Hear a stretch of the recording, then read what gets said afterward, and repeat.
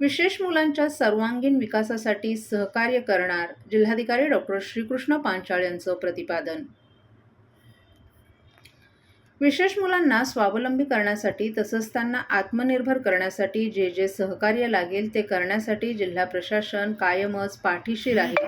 तसंच या मुलांच्या सर्वांगीण विकासासाठी ज्या योजना असतील त्या योजनांचा लाभ या विद्यार्थ्यांना मिळावा यासाठी नेहमीच सहकार्य राहील, असं जिल्हाधिकारी डॉक्टर श्रीकृष्ण पांचाळ यांनी जागतिक दिव्यांग दिनी नमूद केले. ठाणे महानगरपालिकेच्या वतीनं जागतिक दिव्यांग दिनाचं आयोजन आज राम गणेश गडकरी रंगायतन येथे करण्यात आलं होतं. या कार्यक्रमात जिल्हाधिकारी श्रीकृष्ण पांचाळ, उपायुक्त उमेश बिरारी, दिव्यांग कला प्रतिष्ठानचे किरण नागते आदी उपस्थित होते. दिव्यांग मुलांच्या कलागुणांना वाव मिळावा तसंच त्यांना मुख्य प्रवाहात आणणं यासाठी ठाणे महापालिका दिव्यांग कला केंद्र राबवत असलेल्या उपक्रमाचं जिल्हाधिकारी डॉक्टर श्रीकृष्ण पांचाळ यांनी कौतुक केलं. व्यंगत्वावर मात करून आपल्यात असलेले कलागुण रसिकांसमोर सादर करत दिव्यांग मुलांनी रसिकांची वाहवा मिळवली.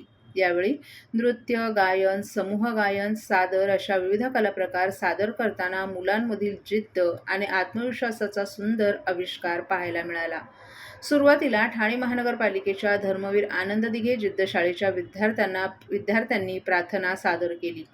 दिव्यांग कला केंद्राच्या विजय जोशी यांनी अथर्वशीष सादर केलं. तसंच यंदाच्या कार्यक्रमाचं मुख्य आकर्षण होतं ते म्हणजे संपूर्ण कार्यक्रम हा पर्यावरणावर आधारित वृक्षवल्ली आम्हा सोयरी या शीर्षकाखाली करण्यात आला.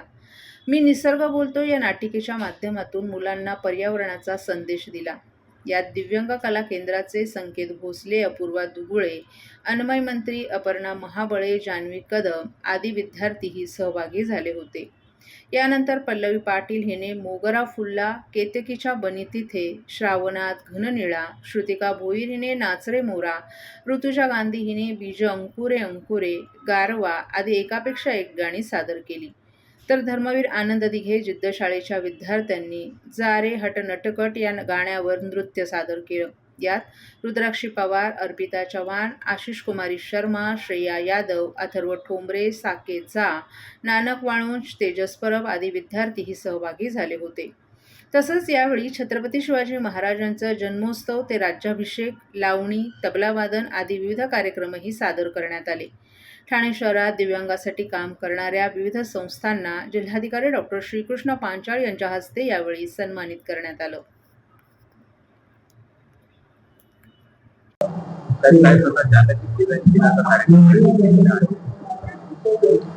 जागतिक दिव्यांग दिनाच्या अनुषंगाने आज रोजी कार्यक्रम ठाणे महापालिकेतर्फे आयोजित करण्यात आला होता. विविध संस्था, सामाजिक संस्था यामध्ये सहभागी झालेल्या आहेत आणि अतिशय सुंदर दिव्यांग विद्यार्थ्यांचे, दिव्यांग व्यक्तींचे सांस्कृतिक कार्यक्रम सध्या घेण्यात येत आहेत. त्याच पद्धतीनं विविध जे उपक्रम दिव्यांग सामाजिक संस्थामार्फत घेण्यात येतात तर त्याबाबत देखील इथे प्रदर्शनी, त्याच पद्धतीने त्यांचे परफॉर्मन्सेस इथे ठेवण्यात आले. अतिशय चांगला उपक्रम ठाणे महापालिकेतर्फे आज इथे घेण्यात येतो.